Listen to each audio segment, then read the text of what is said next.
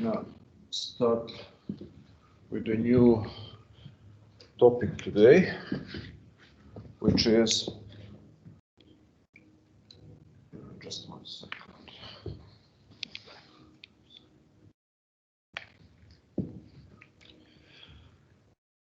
Which is distribution of income. That's the problem that we are dealing with. Unfortunately, market doesn't work.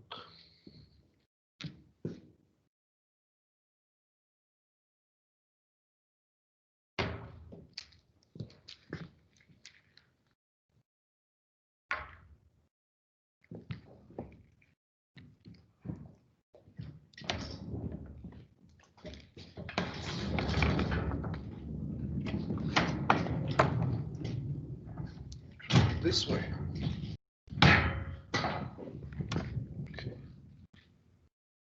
Okay, so distribution of income.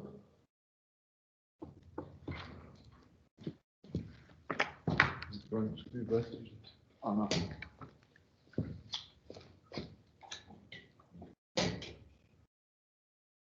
Okay.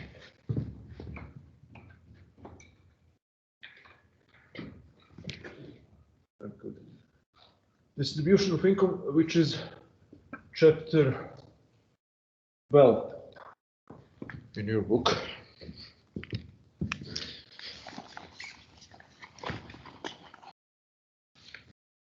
It's kind of trendy topic that everybody likes to talk about nowadays. And to talk about the distribution of income is very rarely based on some solid economic understanding of what is at stake when we talk about the distribution of income. And as you will see in a moment, there are a variety of very elementary basic mistakes that people commit while they're talking about distribution of income. And many things that we very often take for granted are simply not so when more deeply and more carefully analyzed by using the tools of economic analysis.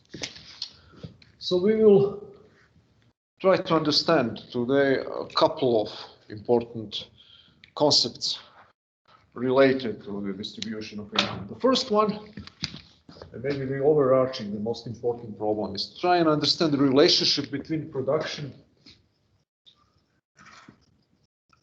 exchange, and distribution.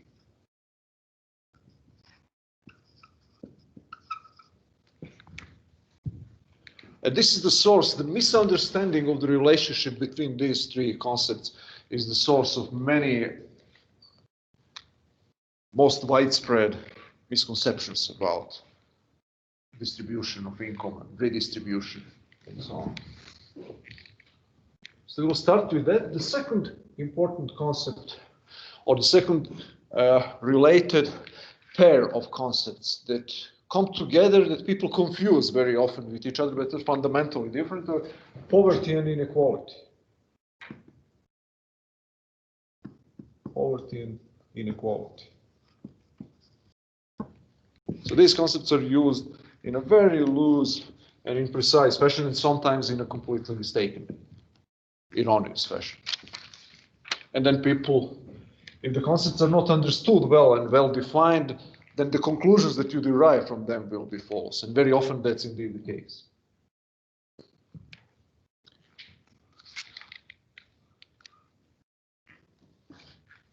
And finally, we will say something about the concept of redistribution of wealth.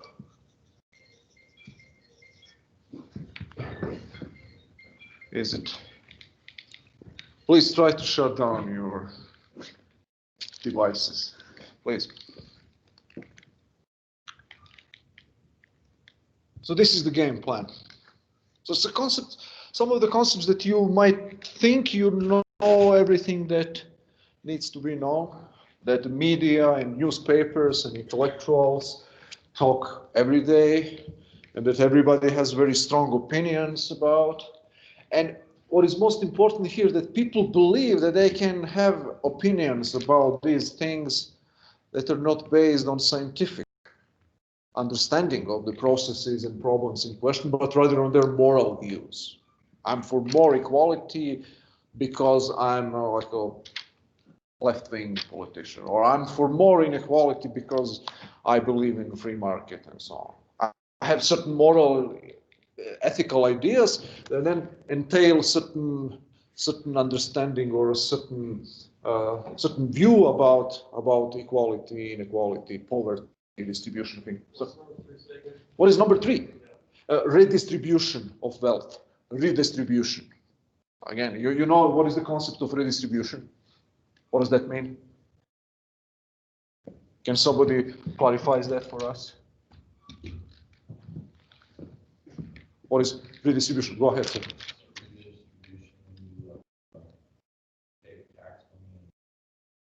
Yeah. Yeah, very well. So you have a distribution. The assumption is that the distribution of wealth somehow is brought about by the market processes. People earning income or not earning income on the market. So the market brings about certain distribution of wealth, which is how much different persons have, and then compare the individual shares that people have. And then redistribution would be everything that the government, redistribution would be everything the governments do to change the distribution through taxation and government spending. So for example, can you give me one example of a redistributive program? So government brings about redistribution of wealth. Can you give me a couple of examples of the programs that the federal government of the United States runs that are redistributive, that are explicitly designed with the gain in mind to redistributing? Go ahead, sir. Welfare, okay. What else? Social security. Well, what Social Security does? Who is the group from which income is taken, and who is the beneficiary to whom income is redistributed? Taken from people who work. Yeah. So you can say it's an intergenerational redistribution of income, from younger people to older people. Is welfare also intergenerational redistribution? What is welfare? Welfare programs. The redistribution from wealthier people to poorer people, because you can qualify for welfare only if you're under poverty level. So if your income is very low, and taxes are paid only by higher income earners, or mostly paid by higher income earners. So social welfare is a system of redistribution in which wealthy people, in theory, should be paying for the benefits of poorer people. Whereas Social Security and Medicare are redistributive programs whereby there is no such a direct link between the wealth of people who are paying and those who are receiving. So Bill Gates and Jeff Bezos, once they retire, they will qualify for Medicare. So what is Medicare? That's another redistributive program. What is Medicare? Anyone else? Medicare.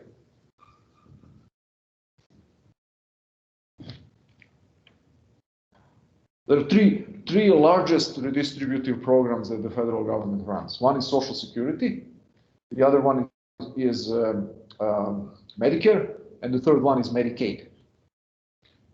So what is Medicare? The access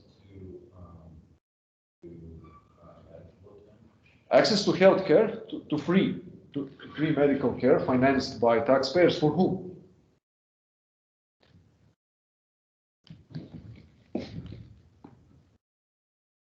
People older than 65, the same demographics that receive Social Security.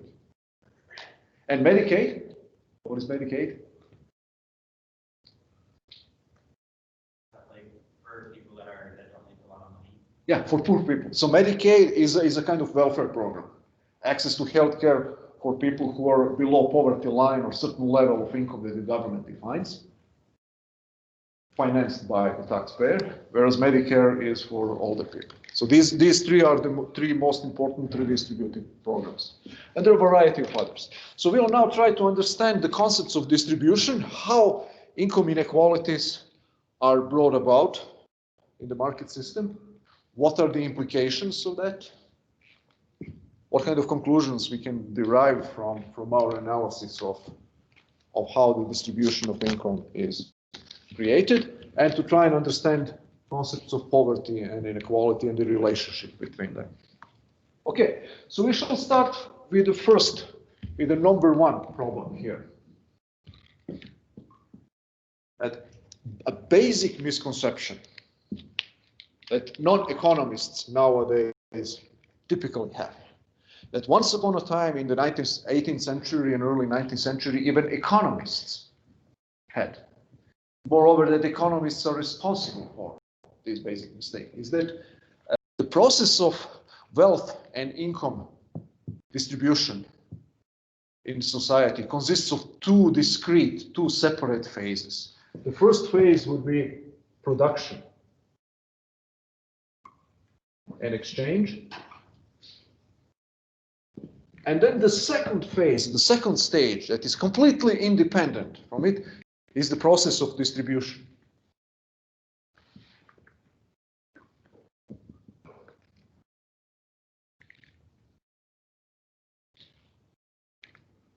So the distribution of income is somehow separate or independent or later than the process of creating stuff, producing stuff.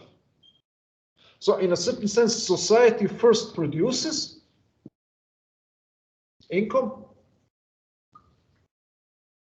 and then divides it up.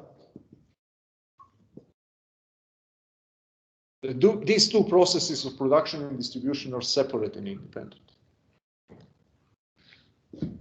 That's the idea that classical economists of the late 18th, early 19th century, people like Adam Smith or David Ricardo or John Stuart Mill all had. All of them believed in this. So the entire economic theory that we explored thus far, the concepts such as specialization, division of labor, comparative advantage, supply and demand, exchange, and so on, this entire apparatus of economic theory explains only production and exchange, only the first stage of creating distribution of income. The second stage is completely independent, and it is a subject essentially of arbitrary political intervention by the government, which is based on certain ethical ideals about how equal or how unequal society has to be.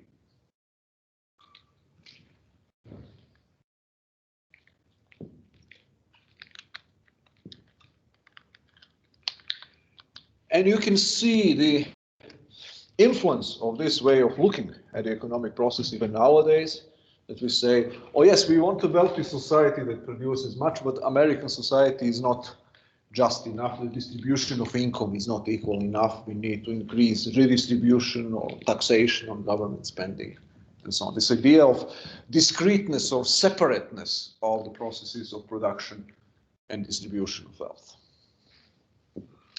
Now, unfortunately, this is a mistaken, false conception about how income is being created in a society.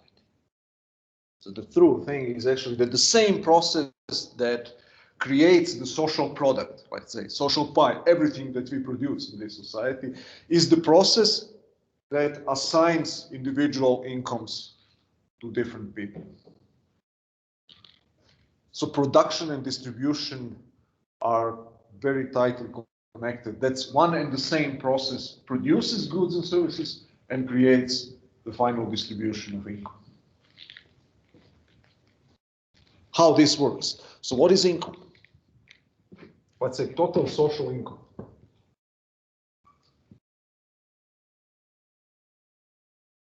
The value of everything that we earn in a society. how can we calculate this? You will remember a few classes ago, a few sessions ago, that we discussed that there are different ways in which people earn income, different sources of income. One of the sources is typically wages, which is labor income.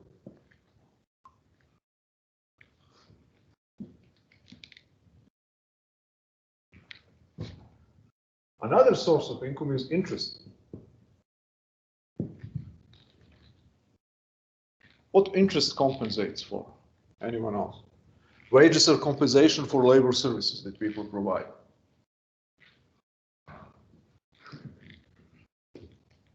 Interest is a compensation for what? For loans. For loans. For loans. Actually, you can say interest is a compensation for saving. Income for saving. Income from saving. Providing credit, providing money for investment. You say $100 in a bank, and a bank lends that money to somebody else, you receive interest payment as a compensation for refraining from consuming $100 right now and from postponing your consumption for a certain period of time, for 6 months, for 1 year, for 2 years, it doesn't matter. So interest income accrues to people who are net savers, people who provide loanable funds, as economists say, money available for credit creation and thereby for investment. So that's another source of income. What about people who are the owners of machines or raw materials or real estate and so on, who rent all those resources to other people? So that's another source of income. We can call it rent. Rental incomes are incomes that accrue to the owners of capital goods, who rent the services of, who lend the services of physical goods to other people.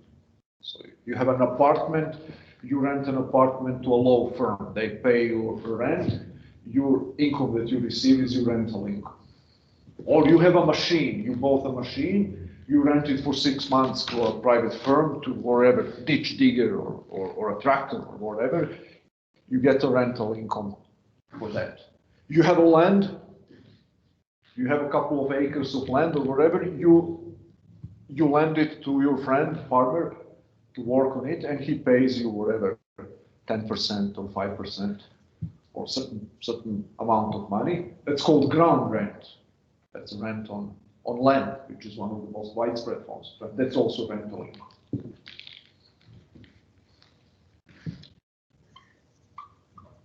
So lending services of physical capital goods, be them real estate or machinery or physical land. So now, you will notice that there is a parallel between this and the classical division of incomes that the classical economics in the 18th century devised, Adam Smith and David Ricardo. They said that the land, capital, and labor are 3 factors of production.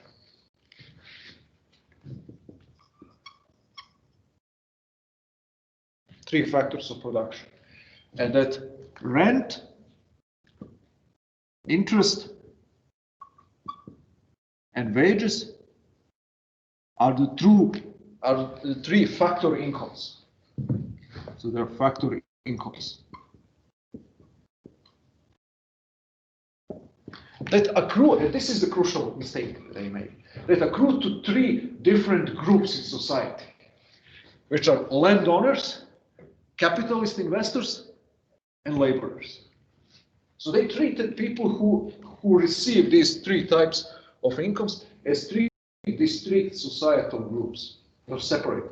the owners of capital, investors, you have the rentiers, and you have laborers, proletariat, as Karl Marx would say.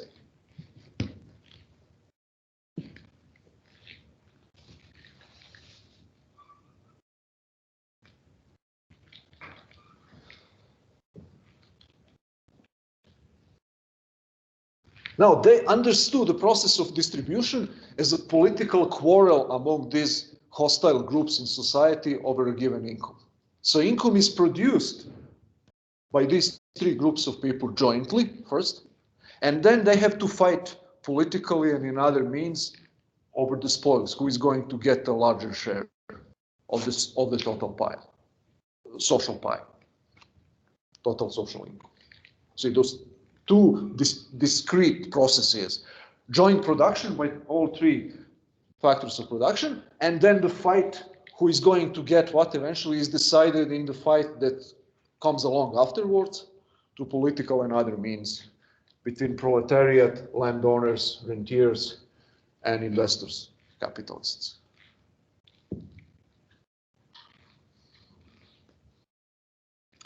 So distribution of income is a personal distribution of income. Distribution between three distinct groups in society, like three hostile teams that work together to win more of a fixed social pie from other groups.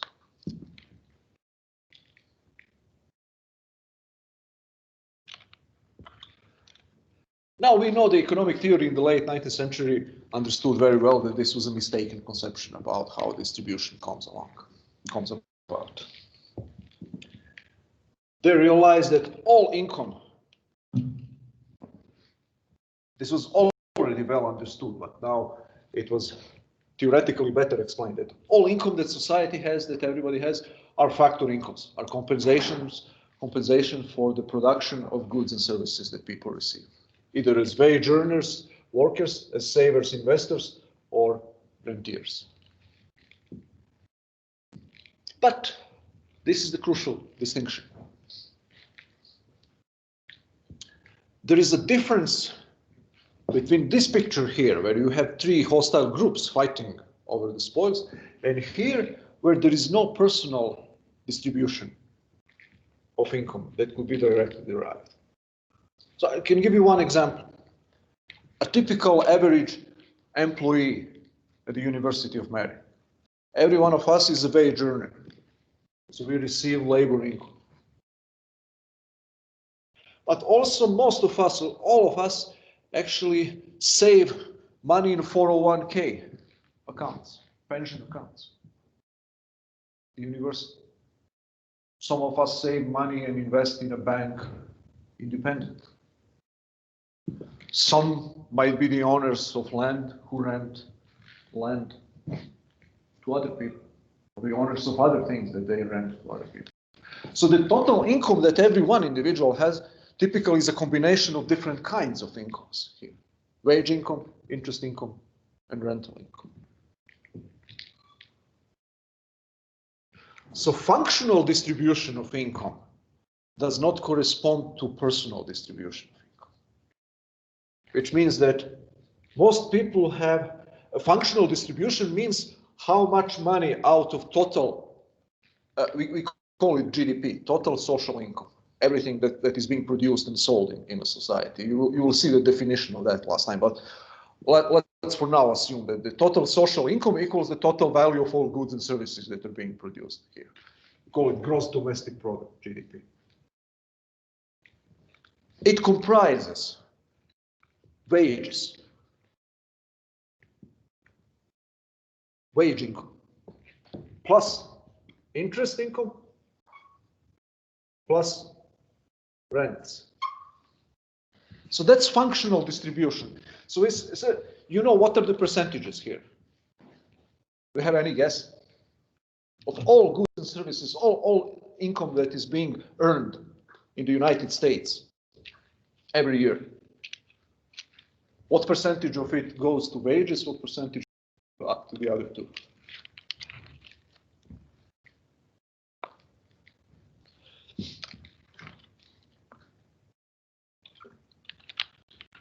There's a difference. More than 60%, 65% of all total income goes to wages. So that's the functional distribution of income, is a mathematical relationship between three different types of income. 65% for wages, 20% on interest, 10% whatever. So that's a functional distribution. Personal, what is personal distribution? Can you tell me that?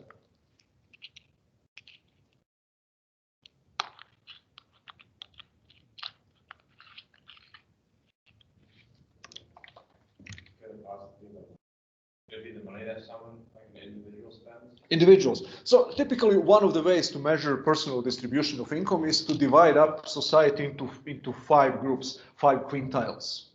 The wealthiest 20%, then the second 20%, the middle 20%, then the fourth, and the lowest 20% of income earners. And then you divide up all people who live in the United States into these five. And then you say 13% of total income is earned by the 20% of wealthiest people, 5% by the poorest people, and so on down the line. So that's a personal distribution. So you see, what is the relationship between personal and functional distribution?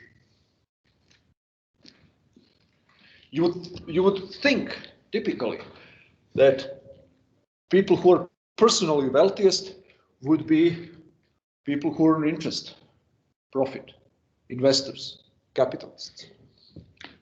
That is the case sometimes. But it doesn't have to be. Some very wealthy people are wage earners. Doctors, lawyers, typically people on high salaries. CEOs, top-level managers of firms, people who earn a great amount of money. Most of them are in the first quintile. Like 50% of first quintile, 20% of wealthiest people in the United States are lawyers and doctors. They're not typical investors. They just earn a lot of money, their wages and compensations. Difference here that the functional distribution means how much labor gets, how much investors get, how much rentiers get. But these three are not the three distinct groups of people. See, I earn 80% of my total income in wages, 15% in interest income, and 5% in rents. So that's crucial to understand.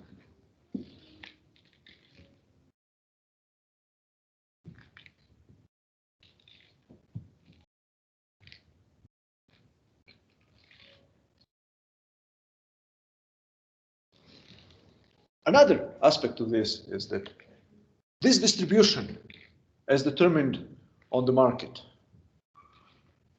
is determined by the supply and demand of goods and services. So forces of supply and demand determine incomes.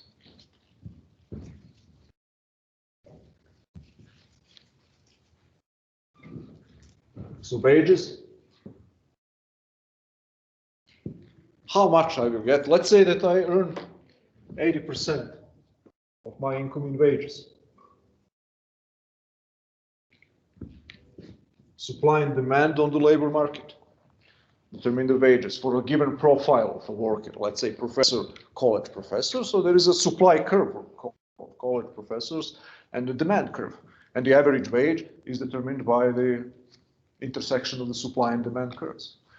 Minimum wage laborer, there is a supply curve of minimum wage laborers, and there is a demand curve. Investors and capitalists who want to employ minimum wage workers, then minimum wage is, the income of minimum wage earners is determined by the forces of supply and demand for minimum wage labor.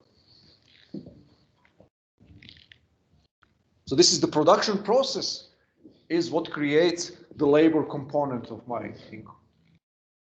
It's not some mysterious force in society that somebody is manipulating something, somebody is exploiting somebody, and so on. No.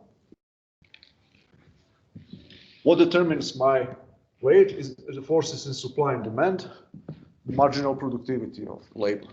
The reason why employers employ anyone. Remember a few classes ago we discussed, it's marginal productivity of labor.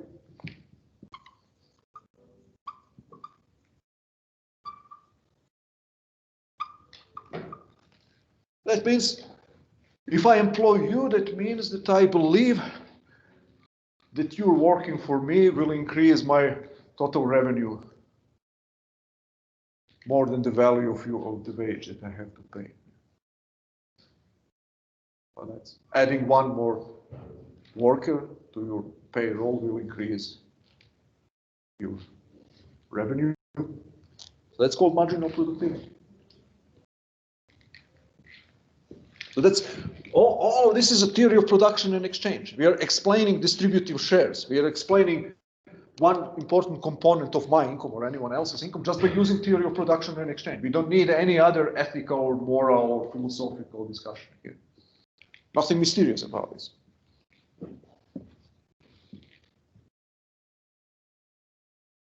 Then let's say 15% of income comes from interest. Again, supply and demand, how is the interest rate determined? Let's say that there are interest rates, just like there are different wage rates for different grades of labor, for different types of labor, depending on the productivity of the worker. There are different interest rates for short-term loans and long-term loans. So if I offer $100 to bank to 6 month, interest rate will offer it for a year, 2 years. Why is that the case? Because of the fact of time preference.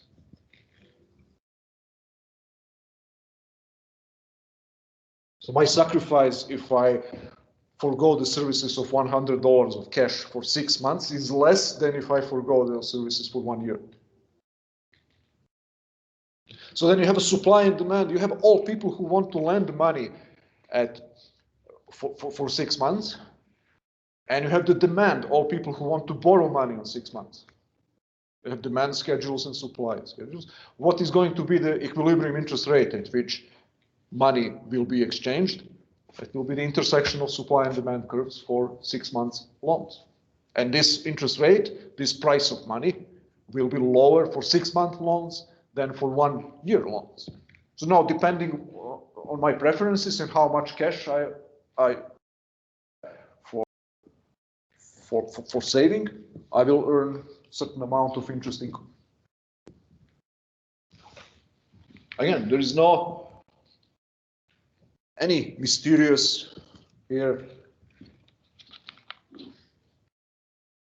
process, any kind of manipulation or exploitation. It's just the same forces of supply and demand that we studied thus far determine my distributive shares. And let's say that 5% of my income is rents.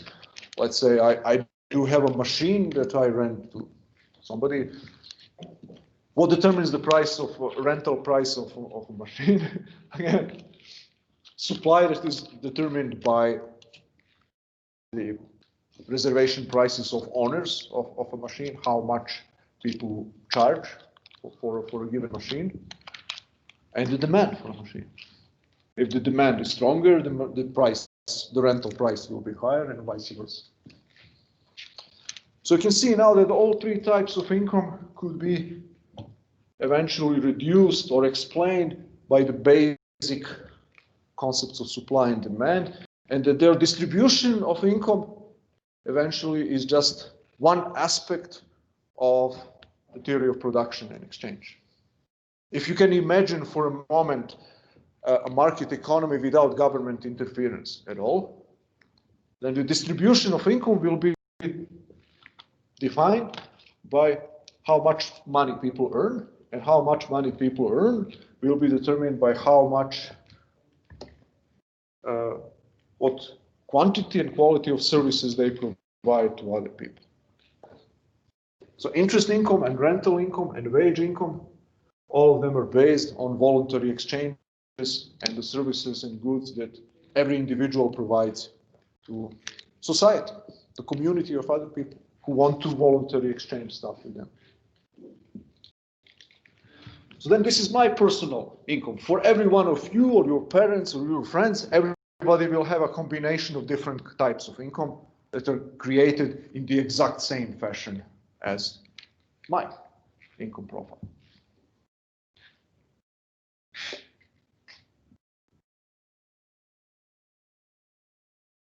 Now, that's a theoretical explanation. Which are the factors now that can influence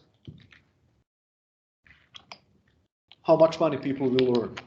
Like, let's say, macroeconomic or political factors that may influence this.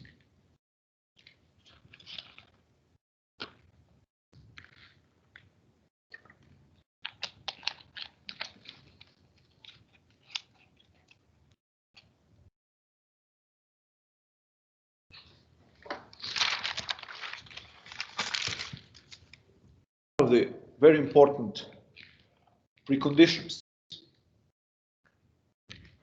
for earning a higher income is the existence of stable private property rights. So it's crucial. None of them work very well if private property rights are not very well defined.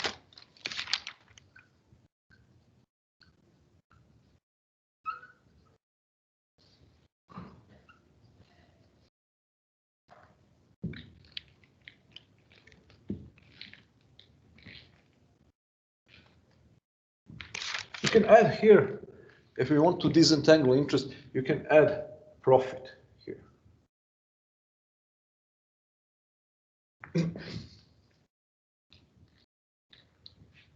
So what would be the difference between profit and interest? You can say that interest is a compensation for waiting, is a compensation for saving, for postponing consumption. It could be that interest is paid for providing the loans directly, but it is paid also to entrepreneurs. You have to understand that. Interest income accrues not only to saver lenders, it accrues also to entrepreneurs who might have money saved or who borrow money as well. So how that works? Imagine that I'm the owner of a company. You're my workers. So how the production process works, how our exchanges works. So I provide for you what is called present goods.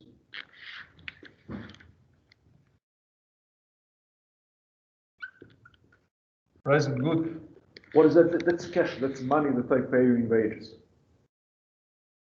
So we may start, all production processes take time. More sophisticated production process, longer the time period is necessary to complete. It may take a year, 2 years, 5 years until we can figure out whether our production process is profitable or not, until we complete. While the process goes, in order to get your cooperation, in order to convince you to provide me your labor services without which I cannot produce anything, I need to pay you upfront money. I need to save this money or to borrow this money. That will see me through the production process before we actually produce a car.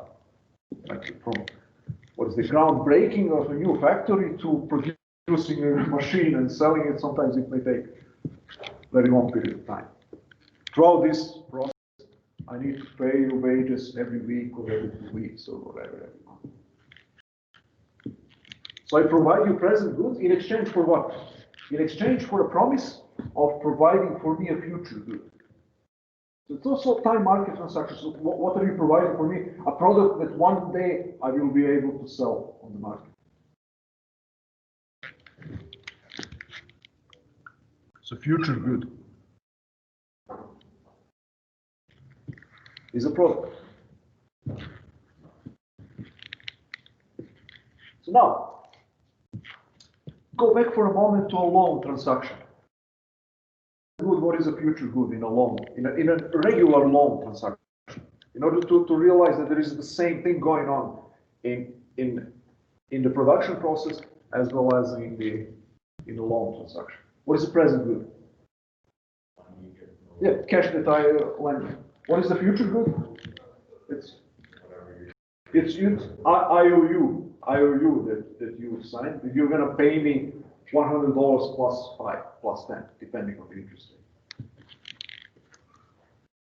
Okay, something similar is going on so one component of net profit is interest income, generic interest. If the production process is 1 year, then my interest income as an entrepreneur has to correspond roughly to the interest that I can earn by putting money in the bank. So that means I'm going to pay you your wages that will correspond to your marginal productivity, which means how much you increase my total revenue by working for me. Discounted by the interest rate, which means reduced by the interest rate. Why? Because I will get my revenue in the future, whereas you get your wages in the present. So then your wages will be reduced. Your wages will not correspond to the future value you create for me. They will be a little bit less. They will be reduced by the interest rate. Why? Because I get my income in the future, you get your income in the present. So the same thing, just as the payment for a loan will be greater than the loan itself in absolute terms. The total revenue that the firm earns will be greater than the sum total of all other incomes, especially wages. If we simplify and we say that only labor is the only factor, then the sum total of your wages will be smaller than my revenue. Because I wait for my revenue where you get your wages right away. Okay? So that interest income that capitalists receive is not an exploitation of workers. Unless you want to argue that charging interest in a loan market is an exploitation of borrowers, which by the way, some economists believe. Actually, Aristotle was the first to argue this. Medieval Catholic Church and Orthodox Church and Islam, in Islam, many people still believe that charging interest is sinful and wrong. Because none of these people understood very well this time market element of our transactions. That $100 right now is not subjectively worth the same as $100 in 6 months. Okay? You get this? This makes sense? Any questions? So that's an exchange. So the fact that some income, some residual remains for me as the owner of the firm, over and above the wages that I pay to you, is not a sign that I'm exploiting you. It's a sign that I need to be compensated for providing the goods, providing the money to pay your wages in real time while waiting for my own income.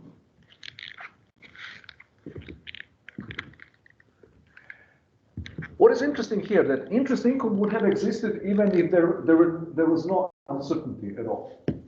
If we imagine that we started a company and that we are 100% sure that the automobile will sell, that we will earn money, we will not go bankrupt, there will still be interest charge. Because the time I will still have to wait for my income. So even in a world of complete certainty, interest would exist, interest income would exist. But now, profit has to do, what do you think? What is the, go back, we talked about profit.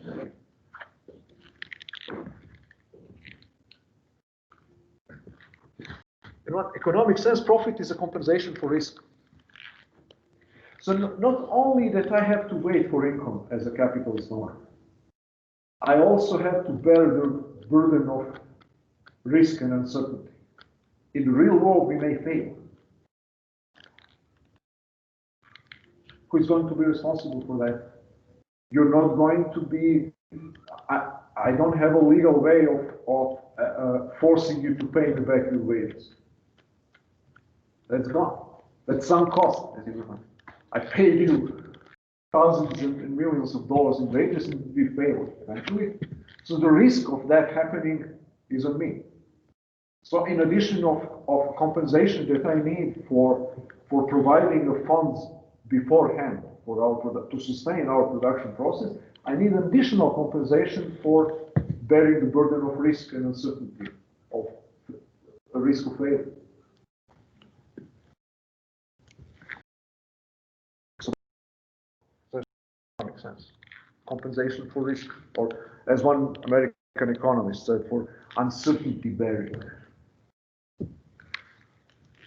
Or as we colloquially say, risk taking.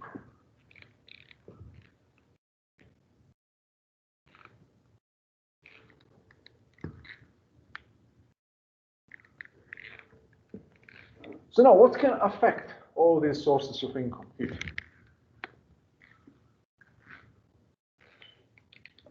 Private property rights is one of them.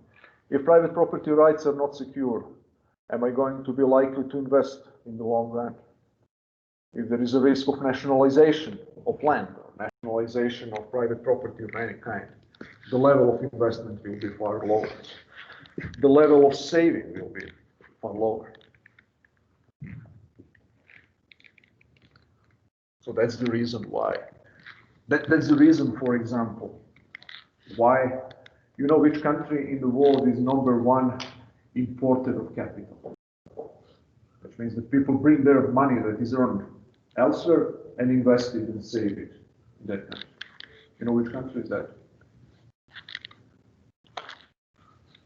Listen. Why is that? What do you think? That they like the English language, or they like the climate, or they like the president? Or the new president? No. Yes, stable private property rights. Once you get something, you build a building in New York. Next 1,000 years, that's your. You know that there will be no government that is going to confiscate your private property. What else? Inflation rate. You know that it's going to be 0%, 1%, 2% per year. Why inflation is bad for you as an investor?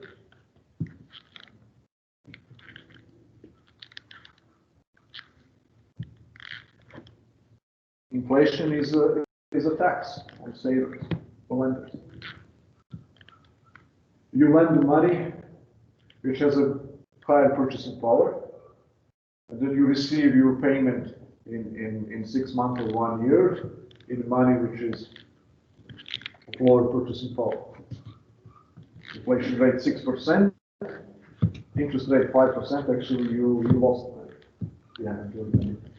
Then people adjust for this, then the nominal interest rate was higher. Then if nominal interest rate is very high, very few people would want to borrow. That will affect the inflation, high inflation rate will affect the level of entrepreneurship. Or maybe one even more trickier example. There is one South American economist, Hernando de Soto. He studied, one of the things that he studied is actually some of the sources of poverty in the third world, so-called third world, particularly Africa and Latin America. And what he discovered, the main reasons why people seem to be trapped in poverty is that they don't have a stable private property rights in real estate. And I think why is that? Why private property rights in real estate might be the major obstacle to overcoming poverty? What he discovered actually that in many parts of the world, he studied Brazil. He's a Peruvian economist from Peru. He studied Peru, Brazil, Argentina, some of the countries in Africa. Actually, the people who live in favelas and other loosely regulated settlements, they live in their apartments, but they don't have private property over their apartments. So that means that you cannot use your real estate as a collateral for business loans. So poor people who have certain business ideas, who would want to borrow money from a bank to start their new business enterprises. That's a very common way of how people escape poverty in many parts of the world, are actually precluded from doing so in many countries because of the absence of stable private property values. Because you cannot use, you don't have as good collateral for potential loans as other people.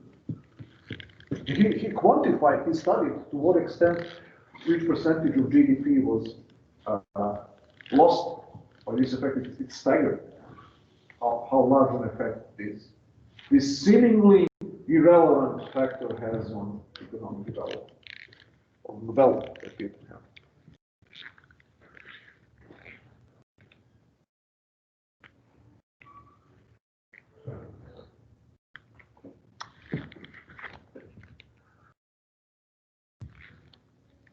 So we will analyze in the coming weeks some other reasons that might have influence on individual incomes, having to do with government policies and with other factors. For now, just bear in mind that government policies of different kinds can profoundly affect not only the distribution of wealth, but the level of poverty in a given country as well. One more question before we turn to poverty and inequality.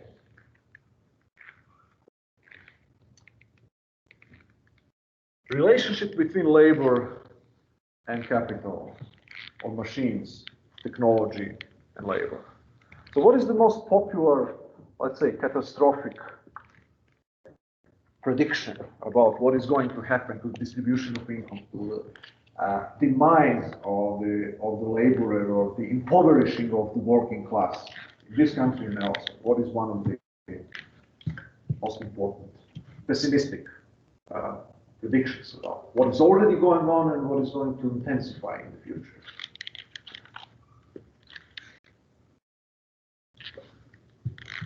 It's a very old field.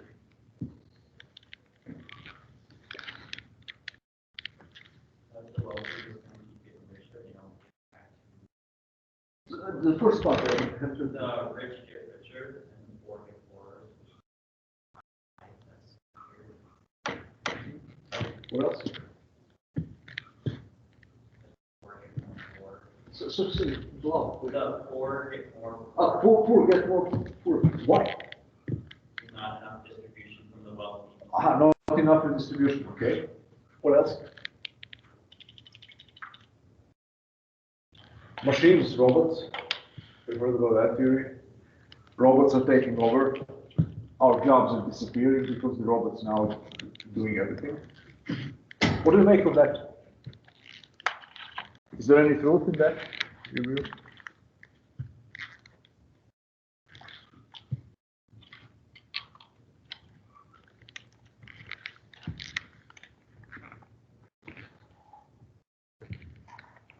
That's a concept of substitution of the factors. Substitution. So the idea is that entrepreneurs are going to increasingly substitute technological ways of producing things for using labor. In your book, we have some examples like elevator operators. So you know that once upon a time, like 100 years ago, all elevators were not electronic and automatic. There were people who operated the elevators. A guy in a uniform, you say, I'm going to go to the 6th floor, and he operates the elevator. He says, okay, sir. And then he does something and goes. So now technological improvements happened that seemingly made the operators superfluous. But there was one additional catch that made this process even faster than it would have been otherwise. It was minimum wage. So minimum wage, so elevator operators, that's a low-skilled job, typically paid a low wage. And then the trade unions come along in the mid-20th century that say you need to pay more living wage and so on. So then the incentives for substituting labor by technology increase. So remember this example that I mentioned. You have examples like that all over the place nowadays. You have, for example, a choice that you are facing as a McDonald's franchise owner between paying somebody $10 to work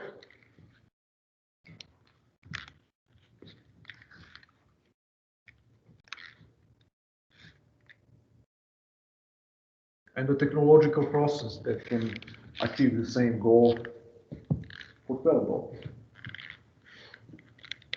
So if you're a profit maximizing businessman, you're not going to fire a worker and replace him or her with a machine because you prefer paying $10 to $12. However, if the minimum wage is increased to $15, then the most likely scenario is actually that you're gonna replace the worker with a machine because you prefer paying $12 to $15. So some government regulations and laws may make the technological changes faster. What is most important here, that what determines the ratio between labor and machine, what determines whether a machine will be performing certain tasks or a human laborer is their marginal productivity. The marginal productivity of a machine is $12, which means you have to pay for a machine a money that when translated into hourly expenditure costs you $12. Having in mind the lifetime of a machine or how much you need to pay to rent it and so on, when you make the calculation, it costs you $12 per hour. So that's the marginal productivity of this machine. Reduced by interest rate. That's the maximum amount of money that you would be ready to pay for the services of a machine. If you can get away on the minimum wage labor market, then the forces in supply and demand on the minimum wage labor market determine the price of labor of $10, you're going to pay the work. You're not going to be renting or buying a machine. That's marginal productivity. So it's not, what I'm driving at here is actually that it's not either or. It's not like in the categorical, like a process that like a snowballs and all robots are going to replace all humans, or we're going to resist them and we're going to limit the onslaught of machines. No, it's a gradual process.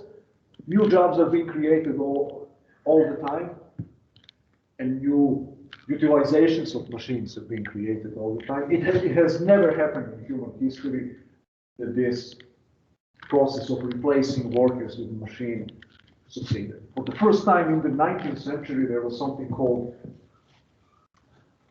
Luddite movement in England. You know what is this? So Luddites are sometimes the phrase Luddites are technophobes, people who hate or fear machines.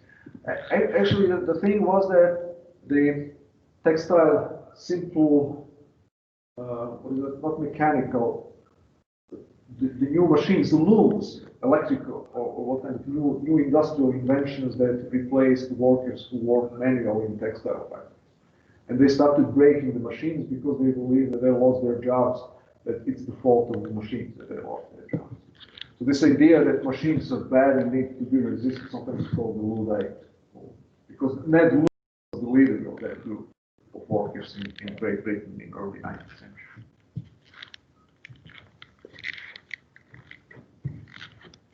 So this is the idea. The new jobs were being created while the old jobs are being destroyed. Remember creative destruction by Joseph Schumpeter.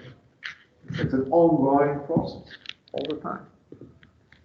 Machines have been replacing human labor forever. You know, the wheel, the invention of the wheel.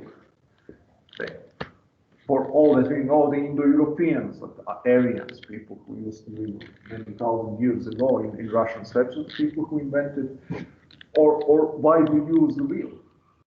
That was a technological invention that replaced human labor. Using a horse, domesticating a horse. It was a capital good. It was a machine. It was a technological invention of the first magnitude because they can now graze of far greater herds of animals like sheep and so on by using horses. Invention of the wheel. Invention of the what else? No. Fire. Fire. The invention of the fire is a quintessential expression of human hubris to overcome the limitations of our life by using the useful inventions. So you know what happened? Who was the guy who invented, who gave fire to people? The Greek god, demigod. Prometheus, what happened to him? He was chained, he was nailed to a rock by Zeus for this crime of giving fire to people. You see, this is the same mindset actually. Prometheus' guilt was actually providing a quintessential technological innovation to human race. You see how human psyche has always feared change and technological inventions. So this is just a new expression of that. So that's one thing. It's marginal productivity. It's not an arbitrary process. Some workers will be replaced, some workers will not be replaced. So we shouldn't be interfering with the market process if we want to give the labor a better shot, if it's standing in preserving the existing jobs. The second aspect of this, from a societal point of view, imagine that one technological invention replaces a worker who used to work in one line. What is going to be the consequence of that? You have one more pair of hands available to produce something else that didn't exist before. So indirectly, machine not only saves labor and saves economic value and reduces the price for the final consumer, it also indirectly contributes to our economic well-being by freeing up one laborer to do something else, to produce something that wouldn't have existed otherwise.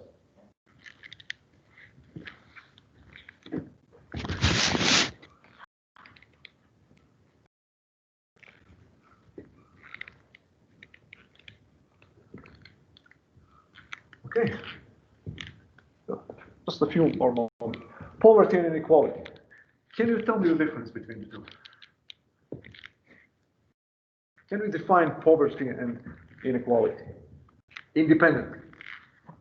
What is the difference? What is poverty? How would you define poverty? It's like poverty, or violence, provide for yourself. Inequality is probably more like the opportunities to make money. So someone could be poor, but they, a lot of opportunities. Okay. Other ideas? So you want something? Okay. Other definitions or other different formulations of the similar principle? So poverty is an absolute state of affairs. Poverty is the level of income that somebody has, irrespective of what other people do. So you can be poor in a very equal society. Moreover, before the 18th century, everybody was poor and everybody was equal. Sharing the misery, equality in misery, equality in poverty. That's a standard condition of human race forever. So poverty living on $3 in 2012, 2020 dollars per day. Society used to live like that.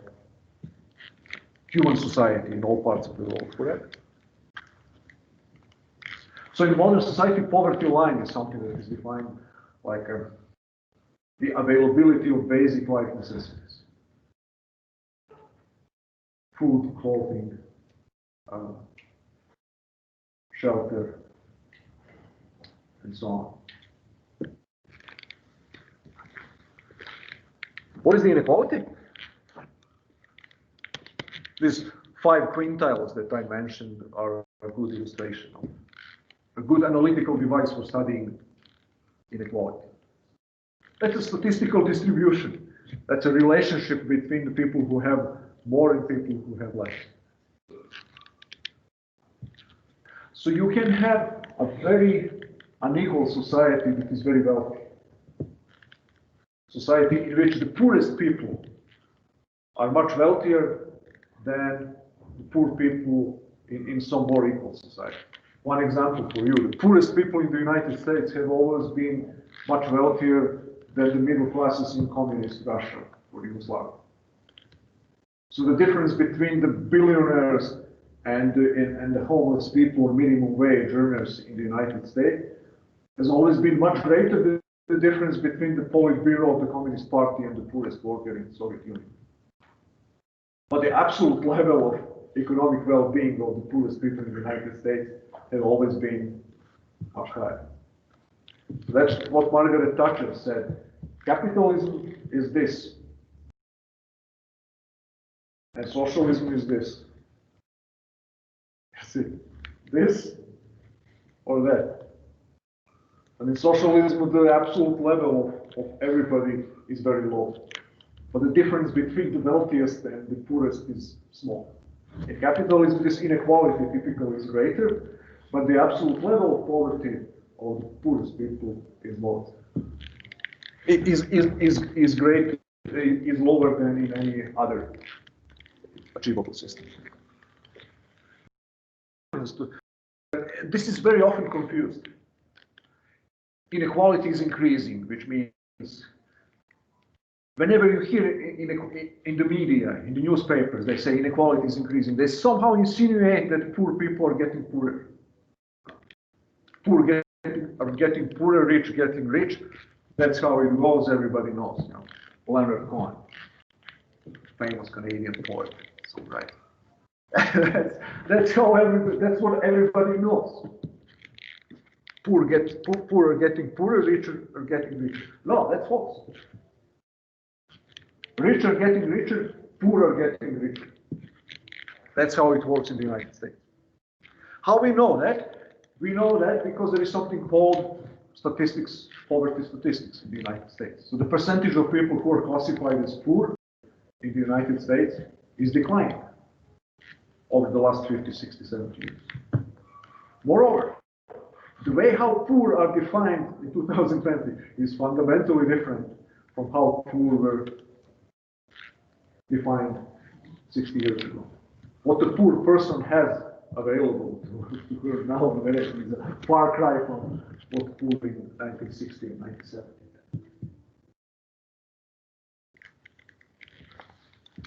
So not only that the absolute income control for inflation is higher, but also the availability of goods and services is far greater nowadays than it used to be 30, 40, 50 years ago.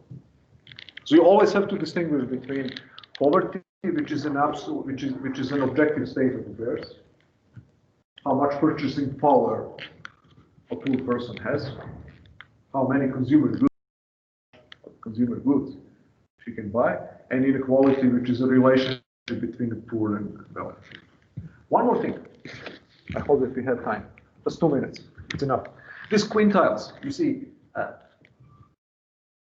wealthiest 1% have 35% of income. The poorest 20% of people have only 1%. And so on. And this doesn't change over time when you look at the statistics. Poorest quintile always earns, or maybe the gap even broadens. What is the problem with that? Who are the poorest people? Statistically, you belong to poor people. So, young people in college. You have negative income, probably. You have debt. Does that mean that you are poor, oppressed, downtrodden people who are condemned to poverty, are you going to be poor in 20 years? I very much doubt that any one of you will be poor in 20 years, 10 years.